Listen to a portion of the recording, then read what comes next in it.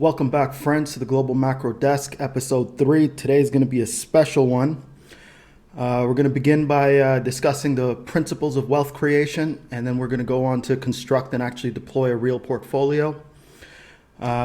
So let's just talk about skin in the game before anything else. We'll be getting into it eventually, but just a couple notes on why, right? So I don't really see the point of just discussing ideas about the markets without actually putting my ideas at risk. The market is the ultimate judge of good or bad ideas.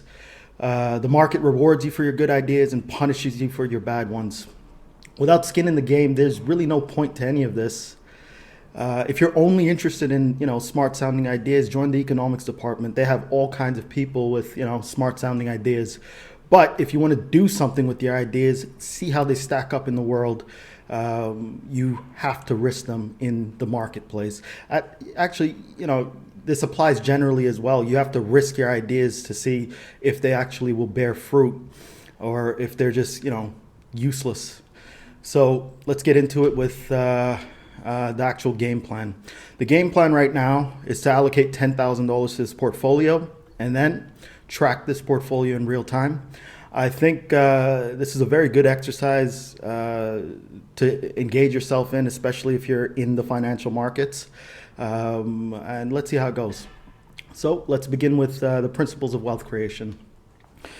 So if you want to talk about wealth creation, I guess the right place to start would be wealth. Like, what is wealth? Like if you ask different people, you might get very different sounding answers. So let's look at some definitions of wealth from some famous economists. So we can start with Adam Smith. He says that real wealth derives from the annual produce of the land and labor of society. And, within the context of 1775, this makes sense. You can get behind this idea. You can sort of get behind this definition. But if you, waited a bit longer and you heard about John Ruskin, he would say that real wealth derives from the possession of useful articles which we can use. So for someone like Ruskin, it's not just about having those. It's not just about having a stock of things or something or a stock of things that can actually produce some widgets or produce anything. It's not just about production. It's about having useful items. So for Ruskin, like if let's say you have a car but you don't know how to drive it, it's useless. So what's the point? But then you can also look at Friedrich Soddy. Life is a struggle for energy, and that capital is really a form of stored energy. All wealth is a product of work in the physical sense of the expenditure of available energy. And this also makes sense, right? From a certain point of view, this also makes sense. But the modern, definition or the modern view that the world runs with today is John Stuart Mill's view that wealth consists of anything, though useless in itself, which enables a person to claim from others a part of their stock of things useful and pleasant. So as long as something has exchange value, it constitutes wealth for Mills. And for us, we have to be pragmatic. We're in the financial markets. We're trying to increase our stock of things that actually have exchange value, namely, cash or financial assets.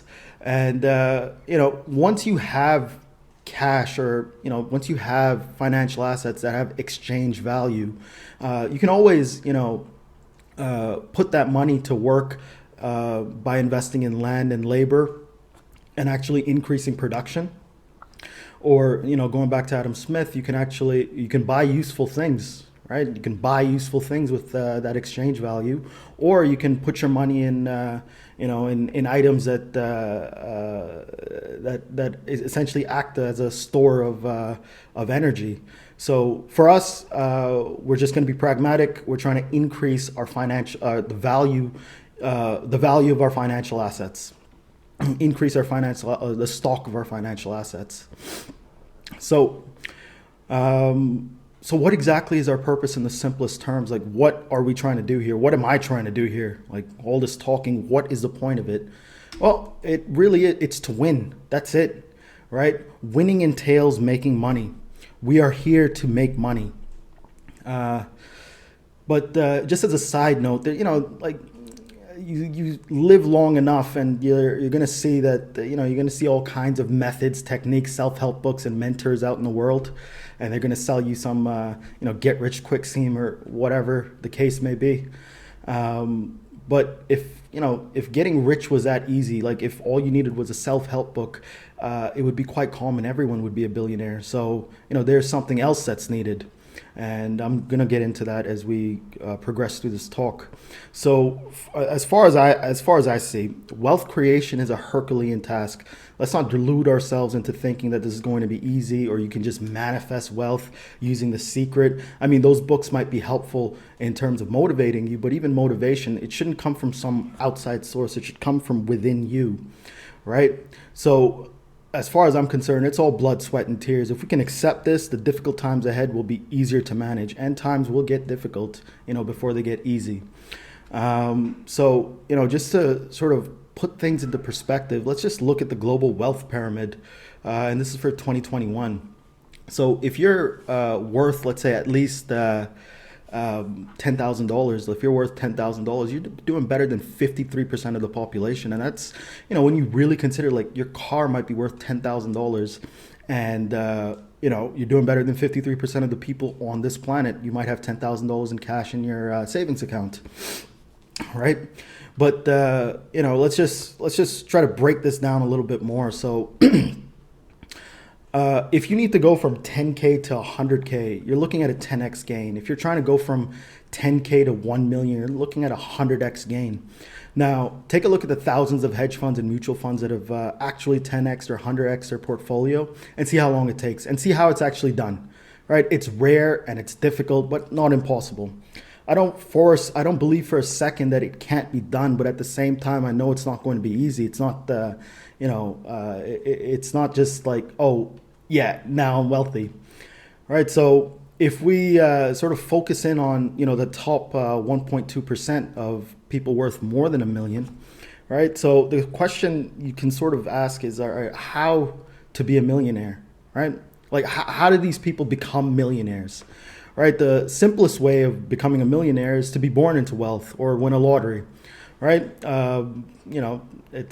You're born into wealth, you're going to be a millionaire, all good and well, all right? The other way is you can work yourself up the professional or corporate ladder. You can work yourself up in all kinds of places, and you can end up becoming a millionaire. But the third method that we're concerned with, that I'm mostly concerned with, is to be a risk taker. So you can be an entrepreneur, start a business. This is very difficult, right? Most entrepreneurs fail, right? So it's difficult. It's not easy. And you can be in the business of financial speculation, basically what I'm doing. And this is very difficult. I think financial speculation is the most difficult way to become a millionaire, right? Because there is an infinite ways to like lose money, and maybe only a handful of ways to make money. Well, infinite isn't the correct word. There's a multitude of ways of losing money and very few ways of making money, right?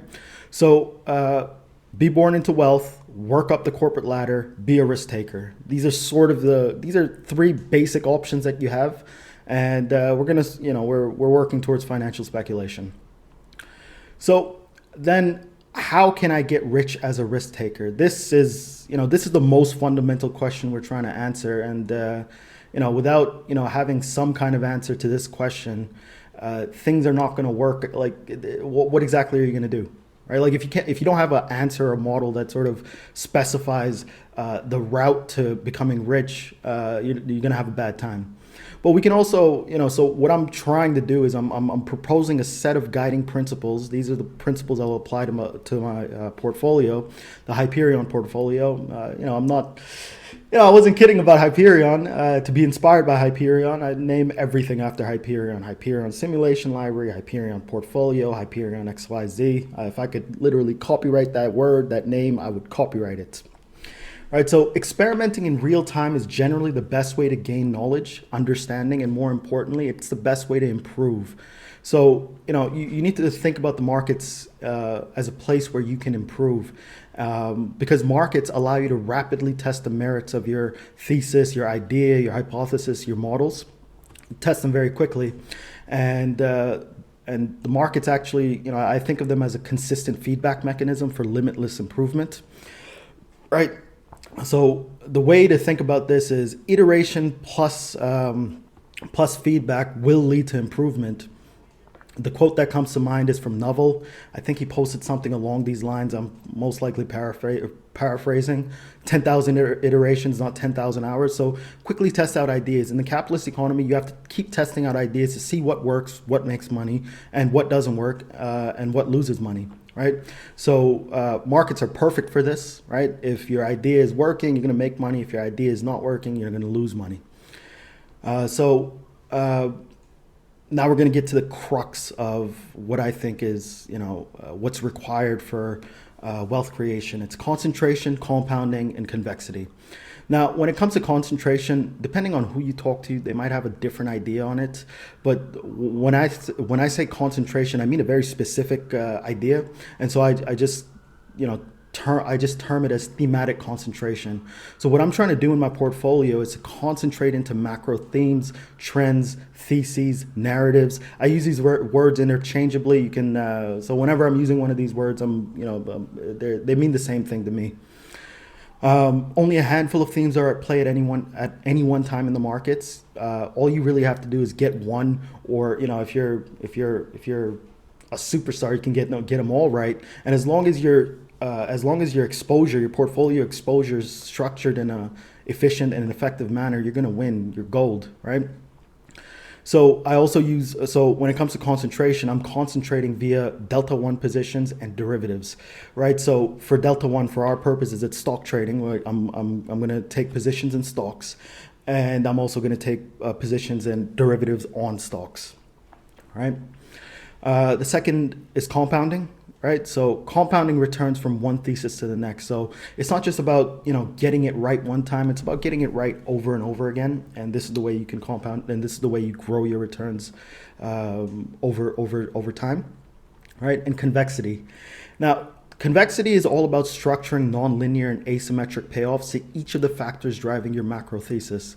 Right, so the goal of convexity is, for me anyways, is that I'm trying to structure payoffs where I make a lot of money when I'm right and lose very little money when I'm wrong, right? And if you can sort of do this over time, I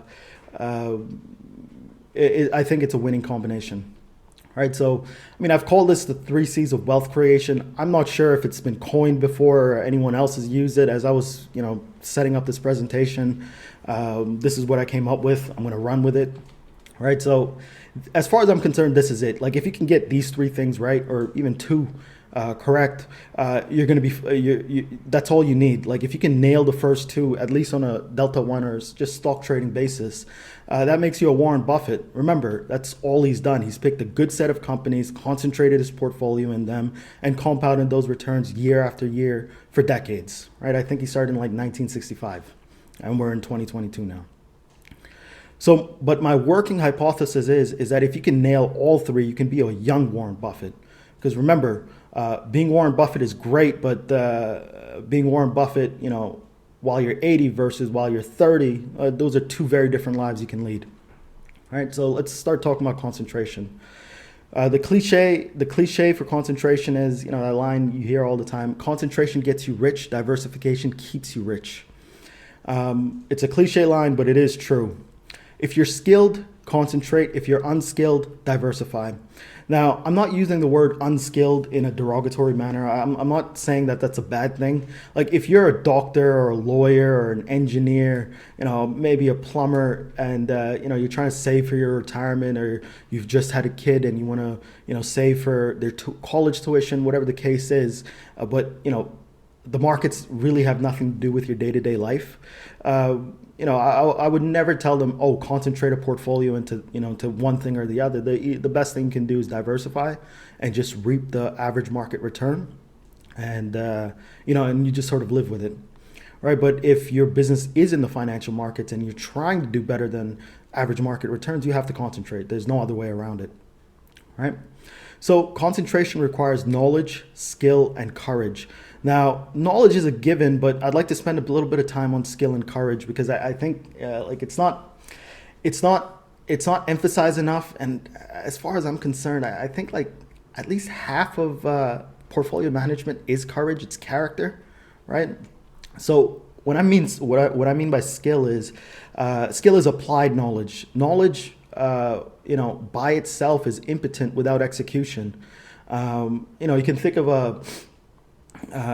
a couple scenarios, but being able to execute is skill, right? So it's not enough that you're smart, that you know things. It's like, okay, what does that knowledge yield? And this is especially true in the financial markets, right? So in this scenario, I think of a surgeon with perfect textbook knowledge. This guy knows everything, right? He's perfect. Like he has everything that you possibly need to know about surgery. This guy knows, but he ends up killing all of his patients because he can't execute on that knowledge. Like, you don't want to be this guy, right? So knowledge and skill. So that quote, like, knowledge is power. No, being able to applied knowledge is power, right? Well, without being able to apply that knowledge, you're impotent. There's no power there.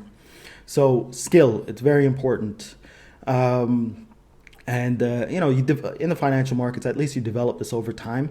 I think that's maybe the major difference between an analyst and a trader. Analysts will have a good grasp of what's going on in the world, but it's a trader who can take that knowledge and actually execute it, and execute on that knowledge and actually make money, right?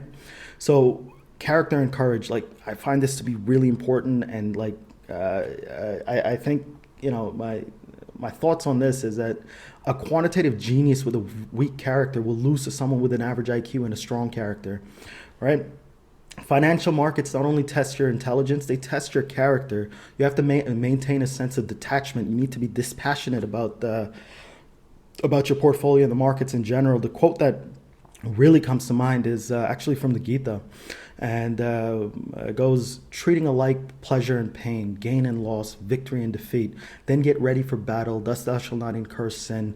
And this is from chapter 2 verse 38, if I'm not mistaken. No, it's from chapter 2 verse 38. Now, like, this is really important. Like, you sort of need to detach yourself from the outcomes of your portfolio. Otherwise, you'll be riding a roller coaster of emotion. Your decision making abilities will be hampered. It's not going to work out well for you. So, just to go on with character and courage, markets are a cauldron of uncertainty. We're in the business of making decisions under uncertainty, right? Nothing is certain.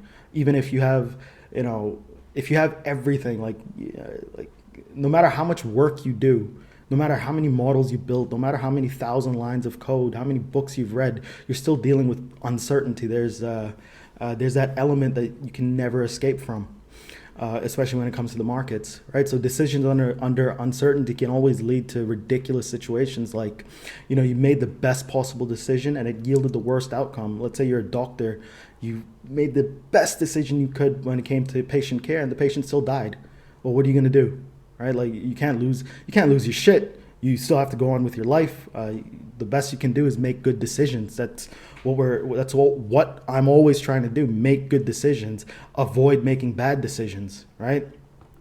The converse of that is that you can make the worst possible decision and it yielded the best outcome. So I guess the idea here would be, drunk driving. The example would be drunk driving. So, we know that drunk driving is a bad decision. Like, if you drive drunk, you're making bad decisions. But imagine if someone made the argument that, yeah, I drove drunk, but I reached home safe, so it was a good decision. You'd slap that person. No, it was a bad decision. It just so happened that you didn't kill anyone. But the most likely outcome is you're going to end up killing someone. Right, so you don't make bad decisions, but because we live under conditions of uncertainty, even bad decisions can yield good outcomes, but good decisions can end up yielding bad outcomes. Here, what I'm referring to here is the concept of resulting, and this is from Annie Duke's book, Thinking in Bets. That's another great recommendation. So you need to create a sense of detachment between the process and the outcome. And that's the only way that you can sort of maintain some semblance of sanity. Otherwise, you're just, going from one high to the next low, and that's not going to be good for you. It's not good for anyone, actually. Even just forget the financial markets, just in general day-to-day life. Right, so concentration comes with upsides, right? Like, So if you concentrate and get it right, you win big. You beat the market, right? But this is very difficult to do. That's why there's only one Warren Buffett. There's very few people that can do what he's done. The downside is that if you concentrate and get it wrong, you lose big. Market beats you. And this is very easy to do. Getting it wrong is a lot easier than getting it right, right? There's many ways of losing money, a handful of ways of making money, right? So now, the thing is, if you can get the concentration right, then you move on to compounding, right? So like you need to be knowledgeable, you need to be skilled, and then you also need to have good character, and that will sort of allow you to concentrate concentrate your portfolio into whatever it is that you consider concentration. I consider it, I call it thematic concentration. But it's not about just getting it right once. You have to get it right over and over again. And the cliche line here for compounding is eighth wonder of the world. And think about it. It is. If you've ever tried to compound, let's say 1% return for the next year, next 365 days, see what happens, right? So you have to concentrate and get it right, but at the same time, the next step is that you have to rinse and repeat year after year, decade after decade. It's not enough to get it right once. You have to keep getting it right over and over again. It's a game of compounding gains. That's the game we're playing, right? And this also is easier said than done. It's easy. It might have been easy for you to get it right today. It might have been easy for you to get it right for a few years, but it's far more difficult to do it year after year, decade after decade, and just keep getting it right over and over again, right? So once again, that's why there's one Warren Buffett, there's a Soros, there's a Druckenmiller, there's a Jim Simmons, because this is a very difficult task. So now we get to the concept of convexity, and when I'm talking about convexity, I'm just talking about equity options at the moment. I'm talking about equity options. I think eventually, we can get into trading futures contracts, commodities, but right now we're just talking about equities, right? So when you add convexity into your portfolio, it's a double-edged sword. Non-linear exposure is very difficult to manage. On a delta one basis, with concentration and compounding, you only have to get one thing right, direction, and you just keep repeating that process, over and over again. Using convexity, however, you bring new nonlinear exposures into your portfolio. You not only have to manage them, but you also have to get them right. Right. So when you're talking about an option, the value of your option depends on spot, strike, volatility, maturity, dividend yield, and the risk-free rate. Right. So the first thing you need to do is get the direction right. Right.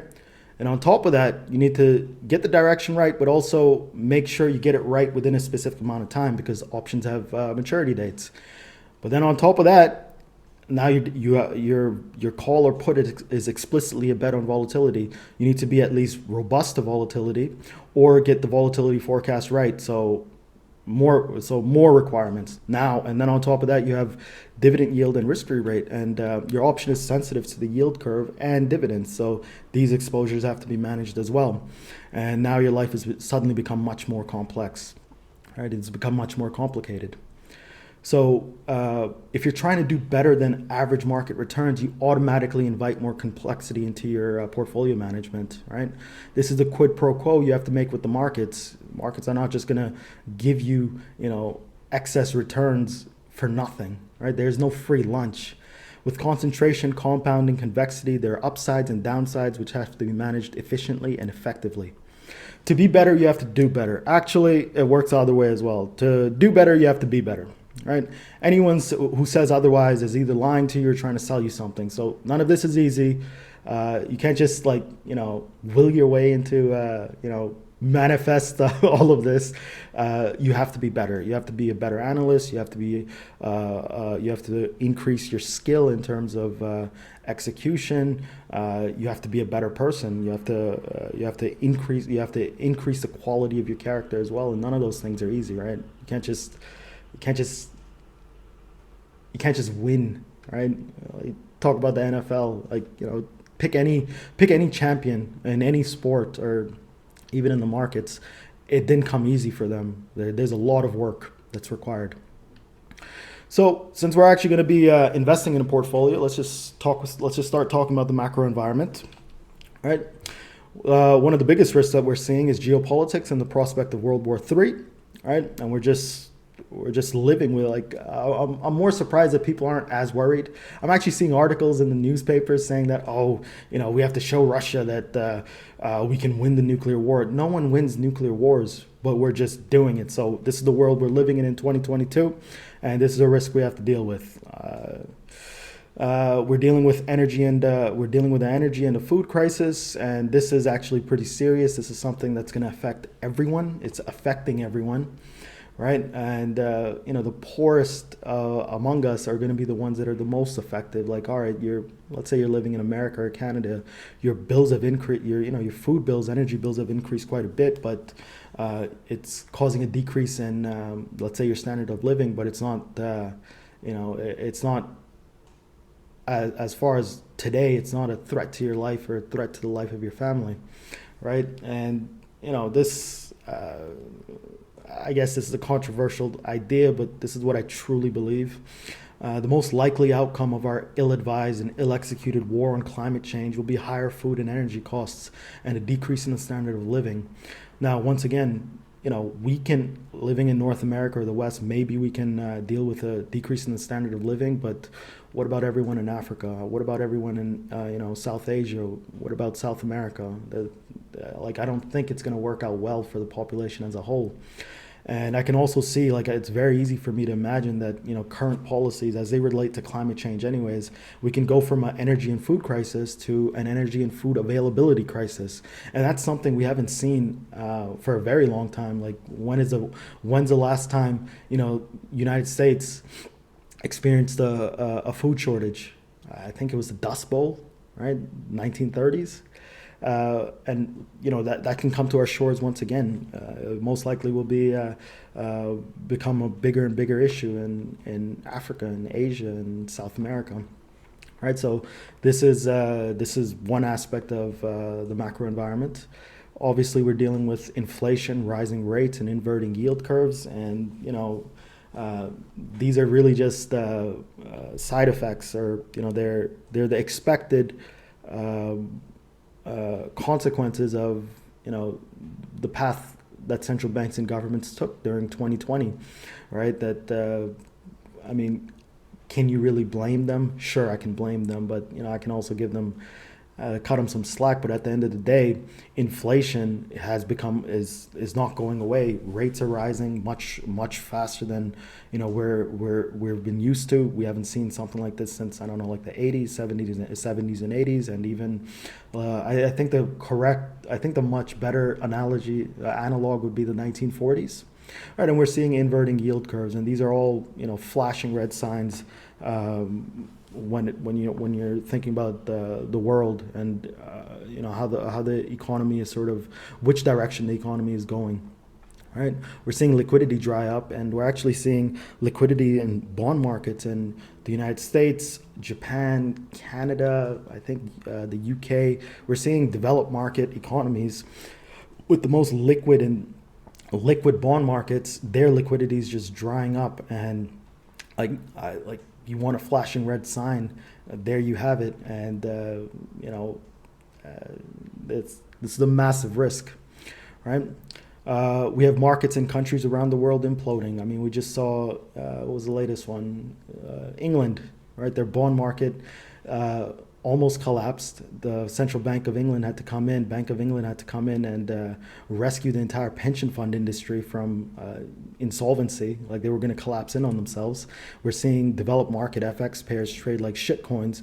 We're seeing shitcoins trade like shitcoins. And bond markets have, let's say the U.S. bond market at least, has suffered the worst loss since independence, 1776, where the tech stocks have all taken massive hits. The pain is sort of widespread, right?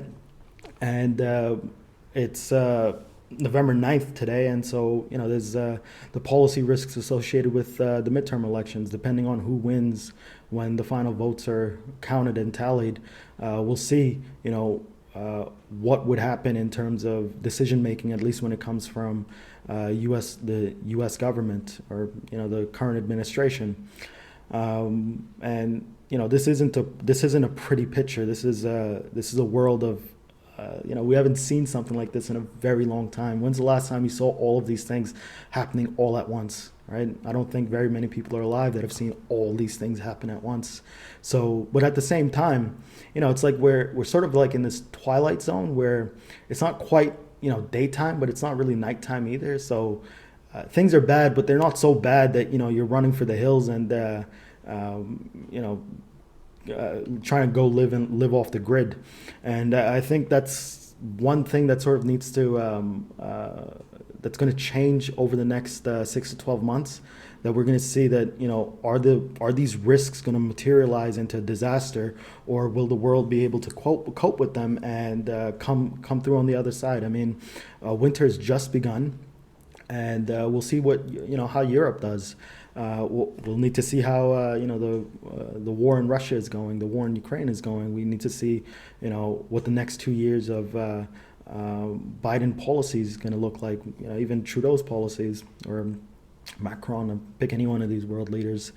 So it's a dark environment, but this is not a bad time to be a speculator. Let's just put it that way. Right. So if the situation looks so bad, why even risk capital? And, it's times like these where paupers and princes, get to swap places. Fortunes are made and lost during times like these. So, you sort of have to consider this as an opportunity. This is a chance to go from one level of the global wealth pyramid to another level. Some people will drop down, other people can rise up. We're trying to rise up, right? So it's difficult to justify the investment decision of staying purely in cash. Like, I see a lot of people on Twitter, on social media, and they're just like, we're going to cash. The S&P is going to do another 50% decline. Everything is, the world is going to hell. A monetary reset, monetary crisis, sovereign crisis, fiscal crisis, collapse of, the modern world order. And, it's...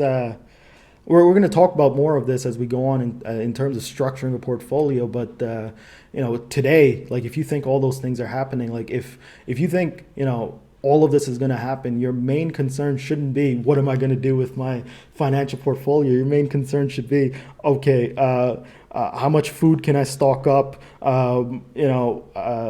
Where can I live? How much ammo can I stock up on?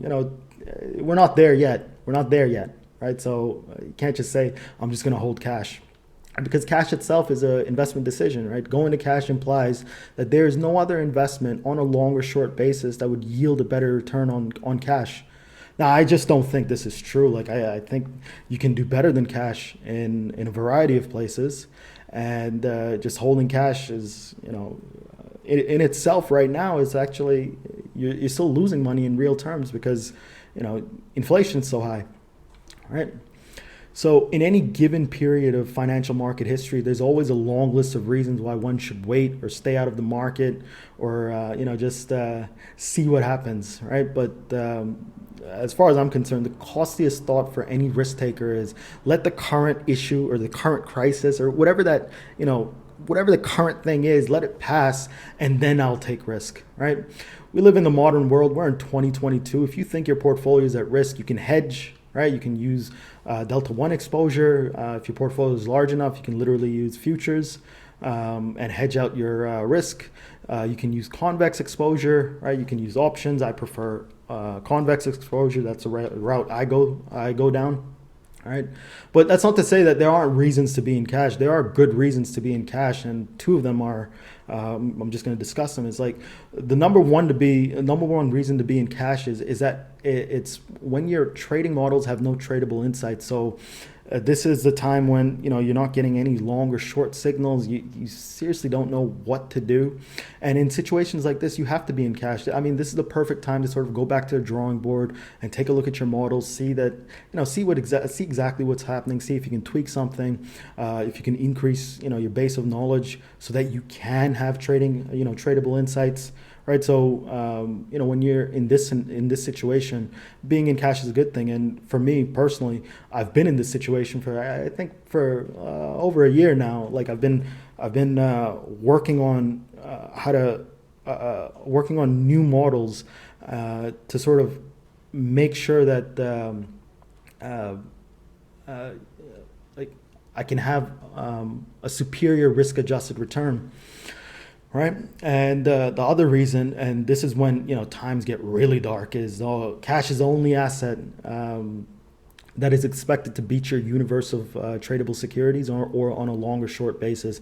And this is when you're worried about counterparty risk, you're worried about not even being able to get your money back out of the markets. I think the people who are dealing in crypto these days, I think FTX just collapsed in on itself, right? And what are you supposed to do? So if there will be situations, they happen rarely, but they do happen, that cash is the only place to be. I just don't think that's the case today. Closing thought on this is that to be paralyzed because of current events or a dark, stormy horizon is, it's cowardly, it's pathetic. That's like, if that's if that's your problem, that you can't make a decision, then maybe you should just be diversifying and just holding stocks. Just reap the market return. But if you want to do something else, you cannot be paralyzed. I cannot allow that. That does not work. Right? Just to put some of this, to hammer this point home, it's like, so this is the Dow Jones from 1896 to 2016. And I think there's 121 different crises, events, issues that the world went through over this long time period. And if your job is to trade around these crises, is to take these crises and turn them into a situation where you can profit for them. Like every year, every day, there is a problem in the market, right? You can't just say, "Oh, I'm just not going to do anything." It's not a good way of living. Even in life, right? You can't be paralyzed because bad things may happen. Bad things happen all the time. It's how you manage them. Right, so any given day, I can find a list of reasons to stay out of the market. Any given day, I can find a list of reasons to step into the market. That's why it's called risk taking. There's no such thing as a right time. This is the time you're allotted. This is the time. This is the only real time you have right now, right?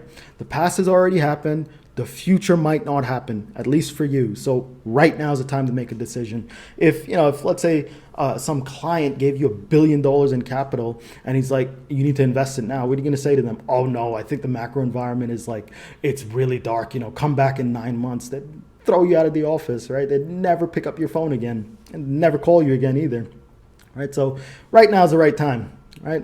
Life is really just about how much you make when you're right and how little you lose when you're wrong, right? Optimizing along these lines is probably the best method of winning the game, right? So if you can optimize along this specific axis, I think this is probably the best way to win, not only to the game of the financial markets, but the game of life, right? You'll never be right 100% of the time. You'll be wrong more often than you're right. Right, so it's best to win big when you're right and lose small when you're wrong, right? And associated idea here would be, it's like you should sort of focus on not making the wrong decisions, right? It's difficult to sort of ascertain or to judge what a good decision is, right? But it's far easier to judge what a bad decision is, right? So if you can avoid bad things, you're sort of left with more of the good things than bad things overall, right? So I think Taleb calls this via negativa, right? I'm mispronouncing the Latin, but avoid doing the wrong things, right? And avoid them in such a way that when you actually do something wrong, you don't lose very much, and when you do something right, you gain a lot more, right? So let's just talk about some concepts as far as I'm concerned in terms of portfolio construction. I don't think it's enough to just be one style of investment manager, right? Think of Buffett, Soros, Druckenmiller, Taleb, Jim Simmons, whoever you think is a great portfolio manager. Think of them as specific payoff profiles. Instead of picking one, you can pick any combination of them. They do well in different market environments. Together, you can become robust to a variety of market environments, right? You can do well in a variety of times and regimes, right? So when you think of Buffett, you think picking stocks for the long run. You think of Soros and Druckenmiller, multi-asset trading, trading through and around market cycles. I mean, I'm greatly simplifying what they do, but to give you the idea of thinking of them in terms of profiles. Right, you think of Taleb, and I think what he's probably very good at is structuring lottery-like payoffs by investing in undervalued market outcomes. Right, there is no rule that says you can't be all of these at the same time. That your portfolio can't incorporate all of these things at the same time, or two of these things at the same time. Right, like you can always pick good stocks. Good companies and hold them for the long run and still have lottery like bets in your portfolio. So I think a multi-profile strategy that harvests returns using a variety of methods and models is far more robust. I think that's probably the better way of playing this game, and because there are periods of underperformance, and sometimes your model just isn't the correct model for the correct regime, right? So in that scenario, you can't just be like, oh well, this is the only way I know how to do things, and now I'm not making money. And I think like Buffett has been going through this for the last decade or so. He's underperformed the S&P 500. He's been underperforming. Far be it for me to like criticize Warren Buffett, but I'm just saying that there's a reason why he has I think 94 billion, 100 billion in just cash. Right, sometimes I think the issue is he just can't find good companies. Well, for someone like him, I guess he doesn't really need to worry about finding good companies. He's won, but he's pretty much just won overall, right? So it's not about trying to get the next 100 billion today, but just for you to consider that if you have multi-strategy or multi-payoff profiles, if you think about these issues and if you think about this in terms of profiles, and you can structure a list of profiles in your portfolio, you're overall going to do better.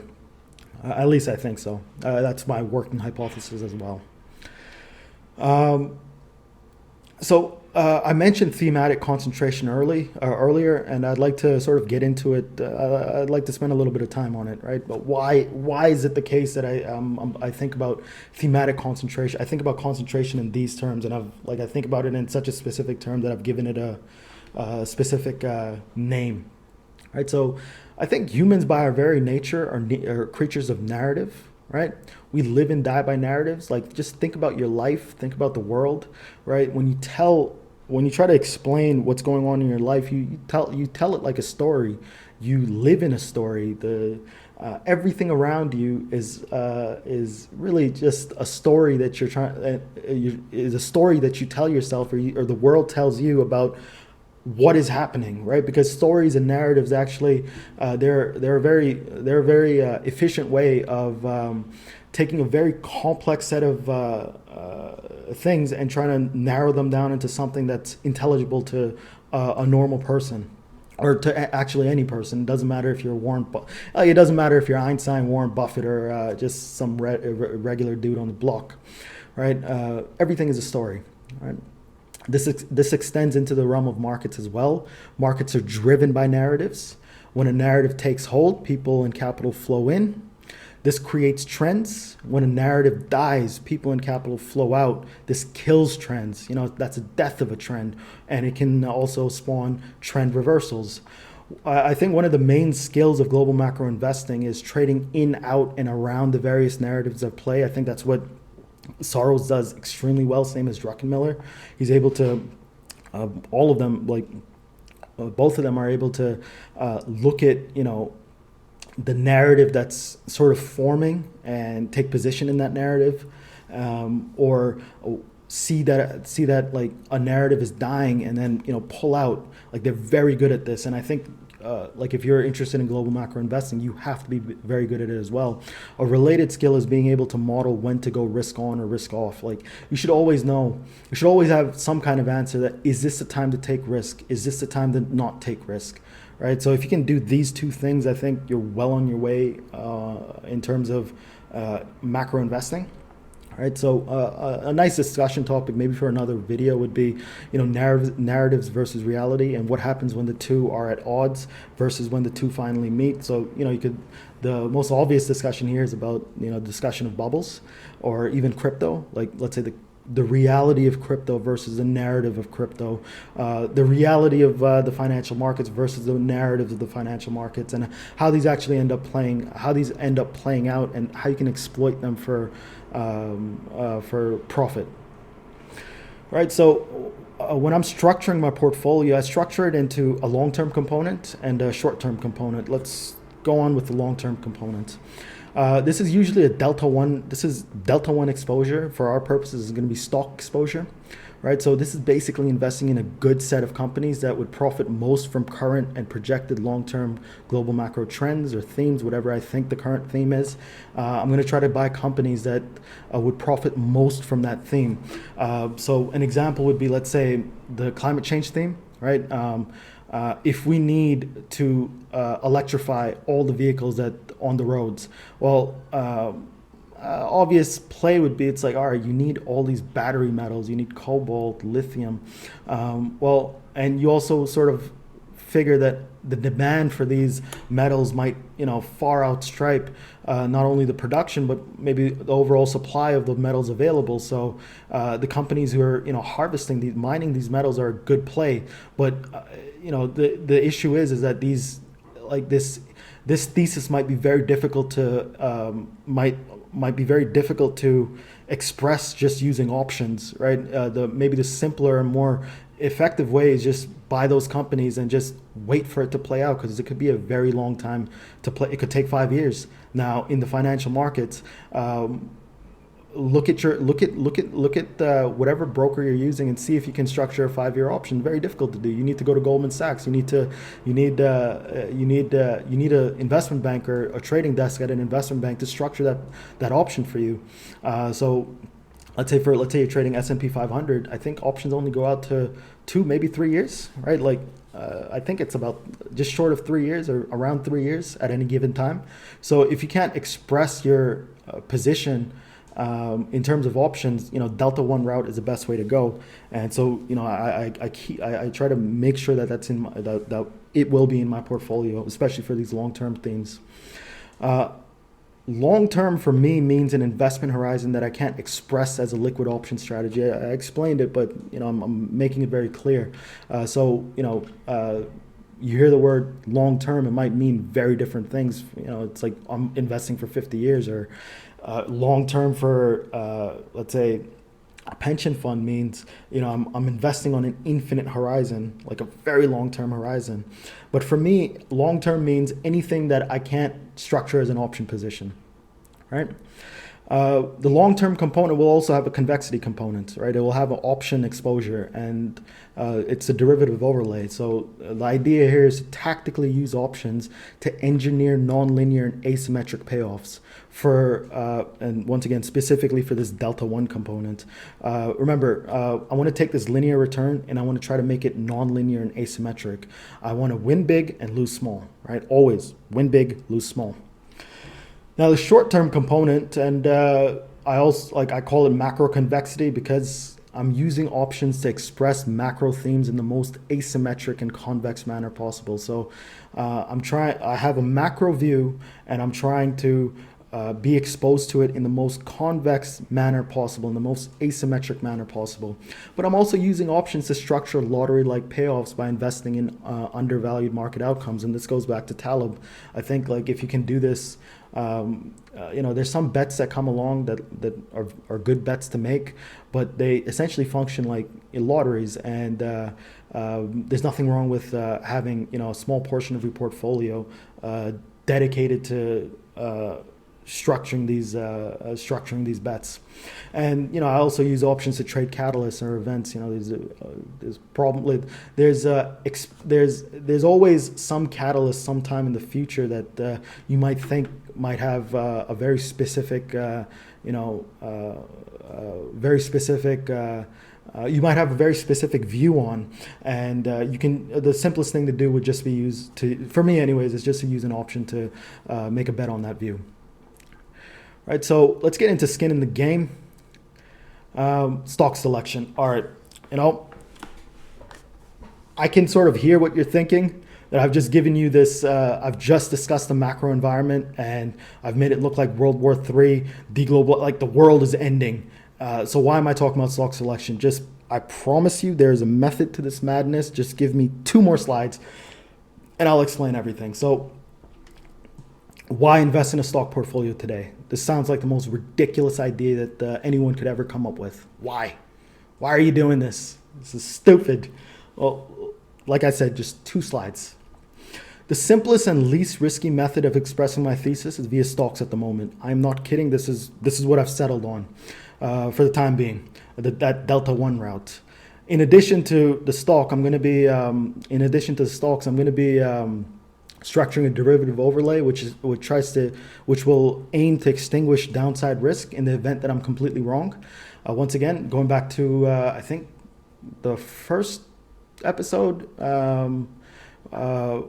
epistemic humility. Like, you have to don't be arrogant. It could always be wrong, and in case you're wrong, lose small.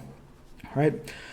So this derivative overlay it not only needs to be effective, but it also needs to be cost effective. So it needs to do what it's meant to do, but also in a cost effective manner. Like, you don't want to buy insurance that's way too expensive, right? And I haven't.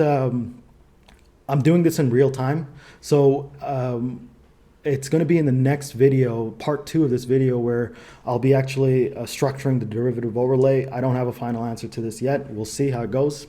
So I've coded an extensive web scraping functionality into my library, Hyperion Simulation Library. And what it does, it scans the universe of stocks. I think at this point, it's over 8,000 stocks and ETFs, and filters on over 100 metrics, and these metrics are always growing. So I've already filtered these 8,000 stocks, 8,000 plus stocks and ETFs, and I've landed on a tentative portfolio of 16 stocks. So let's see. Now, like I promised you, I was going to explain why stocks and why these 16. Now let's just look at some scenarios of how this could play out, right? The markets could rally, right? Like, this macro environment that I've just painted for you guys, it could be that all of these things sort themselves out and the markets rally, and these stocks will rally as well, right? In that case, our Delta One component will be making the gains on the stocks, and we're going to get dividends as well. We're going to get dividend payments as well. Our derivative overlay, however, is just going to lose a premium. So overall, it's a win, right? Let's say the stocks remain flat, right? Like the environment that we're in persists, let's say, for the next year. Stocks are neither rallying, but they're not really collapsing either. So I've made no money in terms of capital gains on the stock, but I've made, let's say, the dividend, and I've lost money on the premium, right? So overall, this would be a small loss, right? So it's not a tragedy. Now the scenario, if the crisis, that we look like we're in the middle of, actually materializes, markets collapse by 50%, all these problems happen. Well, the Delta One portfolio stocks will have a loss, a mark-to-market loss on the stocks. You'll have I'll have a mark-to-market loss on my stock positions, and I'll have dividends on those stocks. The derivative overlay, however, like, it will explode in value, right? And the idea is that if that happens, the options, because of their convexity, they'll blow up in value and cover in terms of losses on my stock position. And if the markets really crash, then I might end up even making money, right? Making money even though my stock portfolio is like eating massive losses. Right. So overall, you have a range of outcomes here. They go from basically no loss to a big win, depending on the path, let's say, the markets take. So let's say I were to invest this tomorrow and S&P just drops 20%. Well, my option, the option position might just, jump up 10x, 20x. And I might not even be worried about, oh, well, my portfolio just took a 20%, 30% hit. right? Alternatively, right? And this is for all the doomers. You know, you could position for a crash, you know, monetary crisis, monetary reset, fiscal crisis, civil unrest, World War III, deglobalization, whatever it is that you think is going to happen. You could be positioned for that. Essentially go long volatility, go long gold, long end of the world. But the issue is that this is a lottery-like payoff, right? There's nothing stopping us from incorporating this directly into our derivative overlay. Like, we can just structure this lottery-like payoff into our derivative overlay and still be okay. But the idea of, you know, just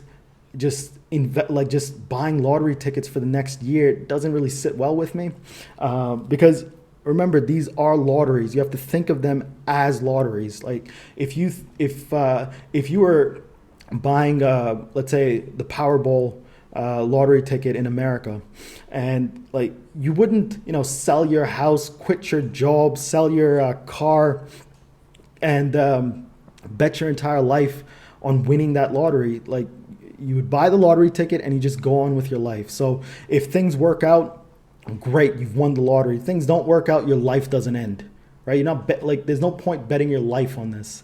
And so you know, we can just add this to our derivative overlay, and you know, it sort of even covers that scenario, and it should be modeled in a way that, like, it should be structured in a way that it's cost effective. You're paying $10 for a lottery ticket. You're not paying $50,000 for one lottery ticket, right?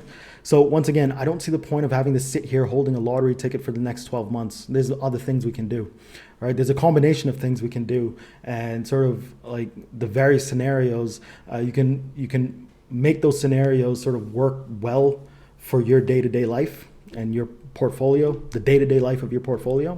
So actually, let's just take a look at the stocks that I've tentatively settled on. As you can see, that there's a handful of there's quite a few consumer defensives. There's a couple consumer cyclicals. There's energy, healthcare. You know, there's Lockheed Martin, aerospace, and defense. But you know, looking at a portfolio, like just looking at a table is not, you know, it's not clear. So let's just look at some visualizations. So I've broken down this portfolio of 16 stocks by sector, and you can see that we're heavily focusing on consumer defensive stocks. We have a couple industrial stocks. We have a couple consumer cyclical stocks. Actually, if I go back, this Casey stock here, in some places I've seen it listed as a consumer defensive, but as I was scraping this data, it's actually listed as a consumer cyclical. So it could actually be that we only have 2 stocks in consumer cyclicals and 7 out of 10 in consumer defensive. We can break these down by industry as well. And you see that, you know, 4 of these stocks are just centered on packaged foods. There's oil and gas. There's some discounts. There's a discount store. There's Lockheed Martin. You know, like if the situation, let's say with Russia and then China becomes worse and worse, I would expect that we have a larger and larger budget for, you know, these defense companies, and you know, it's probably a good idea to make a small bet in terms of having exposure to them. All right. So for the time being, we're just going to equally weight this portfolio, and we're looking at 16 stocks, so equally weighted at 6.25% per stock. We can sort of look at some basic market data. You can see that the market cap of these stocks ranges from a few billion to over 500 billion. You can see the dividend yield as well. The beta estimation here, we're going to do by hand. We're going to do it by ourselves because I've actually scraped this data from the web. So I'd like to make sure that these numbers are. I'd like to calculate these numbers myself, and we can also look at the year-to-date performance. We'll be doing that as well by hand, you know, by actual computation. So we can sort of start looking at the cumulative returns of these stocks over the years. I think the youngest stock in this set of 16 stocks is O'Reilly, and it started trading in 1993. So we can only sort of look at this portfolio from 1993, but a bulk of these stocks have been around since the 70s, right? So this picture isn't quite clear. You just have 16 lines and you really can't tell. You can maybe see 3 lines that cumulatively have done really well. The bottom chart is actually the final cumulative return for this backtest, and you can see that Belgium Corp and O'Reilly and UNH have had spectacular returns. We're not really concerned with how they, we're not expecting this stock to go up. We're not expecting any of these stocks to go up by 30,000% or 50% or whatever. But we're just trying to break down. We're just beginning this just to look at how these stocks have done over the years, and comparing them to the S&P 500. We're going to use the S&P 500 as our benchmark. Right, so this chart, the top chart here isn't very clear. Let's just disaggregate all these lines and chart them out individually. And we can see all the stocks from ADP down to Exxon, and how they've performed since 1993. And overall, the performance looks relatively good, but we're also concerned with drawdowns. How have these stocks performed during times of stress? And you can see that most of these stocks have taken big hits over the years. But even with the massively positive cumulative return, you still have periods of drawdown. You need to be able to live with drawdowns. And that, once again, that sort of goes back to character and courage. Just because you're in a drawdown doesn't mean, you lose your shit and just go to cash. All right, big returns come with big drawdowns. It's generally true, but you want to structure yourself in such a way that big returns come with small drawdowns, right? And that's what we're trying to do. And so we can see that drawdowns range from around 40 to 50% to 60% in some cases over the years. Right, and you can see all these drawdowns coincide with general crises in the market as a whole. To the macro environment. Right, so let's just take all of these stocks. Convert them into structure a portfolio out of them, equally weighted, and you can see that these stocks over time since 1993 have yielded almost 10,000%, while the S&P 500 over the same period has yielded something like a 750%. And you can look at the drawdowns of this portfolio. You can see that the worst drawdown it's had over this time period since the beginning of this portfolio, which 93, it's about 30%, 31%. It looks like 31%, and for S&P, it's south of 50%. But let's just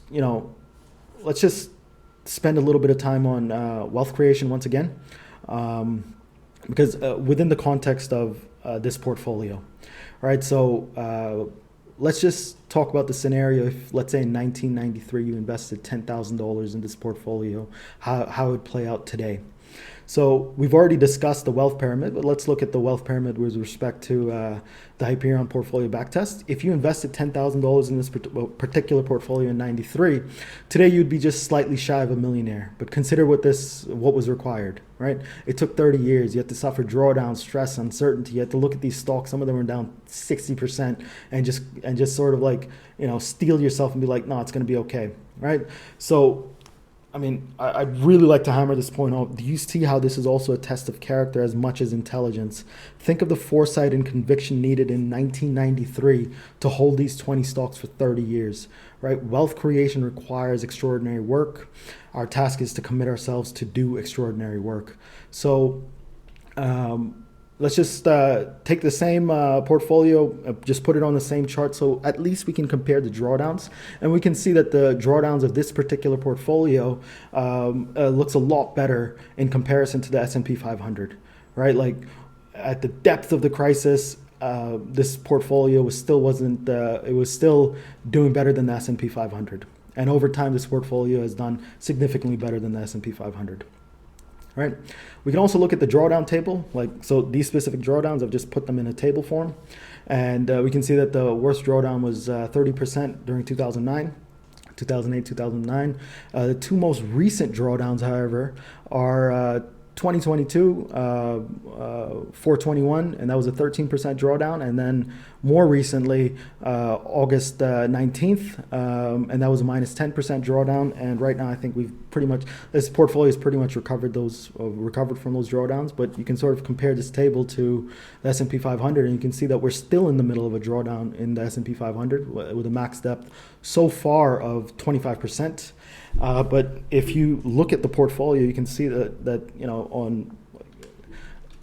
it's not a bad idea to hold this portfolio versus the S&P 500, at least for the last 30 odd years, right? So, when good companies, right? These, by virtue of their performance, they're good companies.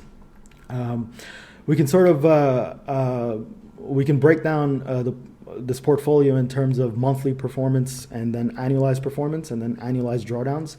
And you can see that between 93 to 2008, this portfolio had 2 negative years. 2002 was a minus 8%, and then 2008 was a minus 13%. And this is for the year, right? So this is the annual return, not the, and it's an annual drawdown, not the, because drawdowns can take years, right? So it's a drawdown for that particular year. And then since 2009, it hasn't had a negative year since. So far, this portfolio, I ran this data, I think yesterday, or maybe the day before yesterday. So I have like this visualizations are running on data that's maybe 2 days old. And so far, this portfolio is up 8%, whereas the S&P, has had a very bad time. We can also look at the constituent returns for 2022 so far, year to date, and we can see that Exxon's the one that's done the best, and that's expected. If you sort of understood that inflation was going to be an issue, energy was going to be an issue, and we can see that a few of these stocks have had a bad time, and that's fine. Lockheed Martin has also done well this year so far, all right. And most of them have just had small. They're up small, down small.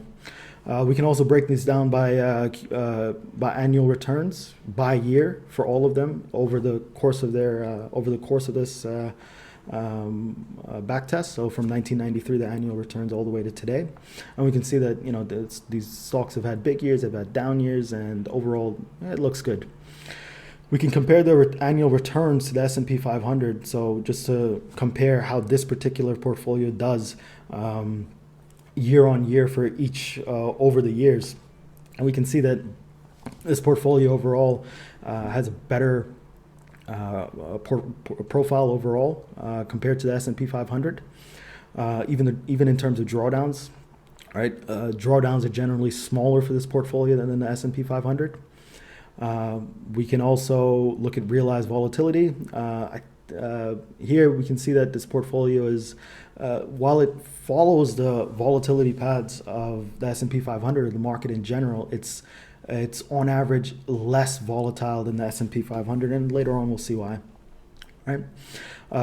We're also, and this is actually going to be useful in terms of structuring the derivative overlay.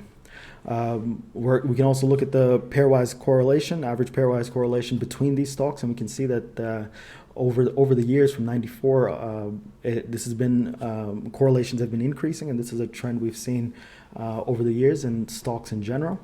But for most of these spikes that you see, these spikes where correlations just suddenly jump up very quickly, these are periods of crises. Right, whenever bad times happen, correlations go to 1. But even in those scenarios, correlation, it's still less than 50% on average. Right now, I think we're short of 40%. I think it's like 39%.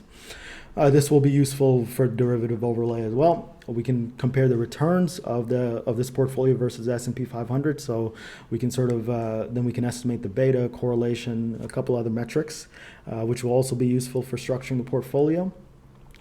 We can also, we're looking at we're estimating the beta for each one of the stocks to the S&P 500, and we can see that they're all less than 1. Some of them are significantly less than 0.5, and this goes back to the idea of this portfolio being less volatile than the S&P 500 as a whole. So right now, remember, we're just looking at this portfolio just to see how it's performed, how it's done over the years, and how it's done so far even today. So if you were to hold this portfolio since 1993, you're looking at an annualized return of 16% with an annualized vol of 14.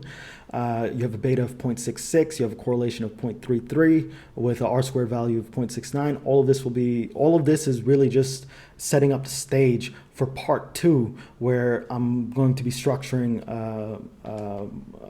not only the derivative overlay, but also setting the stage for a much deeper analysis, a complete risk analysis, and maybe actually even going into some machine learning methods that would be useful to analyze this particular portfolios, because we have to make sure that in terms of execution, we need to get the execution right. Otherwise, even if we're right, we might just end up still losing money. So we need to cross our T's, dot our I's, and this is just the first step in this process. Now, we can also estimate the rolling beta. So how the beta how the beta of this portfolio changes over time, and we can see that it's not just 0.66. It's not a constant value. It's gone from less than 0.3, I think, almost up to 0.1, 0.9, over 0.9. So we need these bounds to structure the derivative overlay as well. We can't just say, oh, we're expecting a 0.6 volatility or 0.6 beta. We need to sort of make sure that what happens if suddenly the beta of this portfolio becomes much larger. Are we underhedged? Are we overhedged? And if suddenly we do become underhedged, what do we do? Or suddenly we become overhedged, what do we do? Right. So it's a useful metric to have. But remember, this is performance over the last 30 years. It's slightly deceptive because the issue is I'm not interested in holding this portfolio for 30 years, right? I'm just looking at how these stocks have done over the years. I'm more interested in what's actually going to happen over the next year, right? I'm not saying that the last 30 years are going to look like the next 30 years. I'm sort of just trying to estimate what will happen over the next year. So, and we can sort of go back to our talk, to our second talk, in terms of the expected cumulative return pads, and we can build out those pads for this portfolio as well. And we can see that this particular portfolio, Hyperion Portfolio, an average year for it, something like a 17%. Interestingly, a bad year for it is a 10%. If you guys remember that for the S&P 500, an average year was close to something like a 9%. But if you use more data than just the data that's available in Yahoo Finance, you're looking closer to 7-8%. So overall, if you had to make a bet in terms of expectations, this portfolio should do better than the S&P 500, right? But it has the disaster year and the terrible year, and those particular years are like -14 and -7. A disaster year for this portfolio is still significantly better than a disaster year for the S&P 500. You can go back to video like episode number 2 and take a look at exactly what that means. So on average, we're sort of expecting a 17.5% return if I were to hold this portfolio for a year. And we need these particular numbers in order to structure the derivative overlay, in order to do a much deeper analysis. A related metric that I've sort of come up with is the probability of a negative cumulative return over a trading horizon.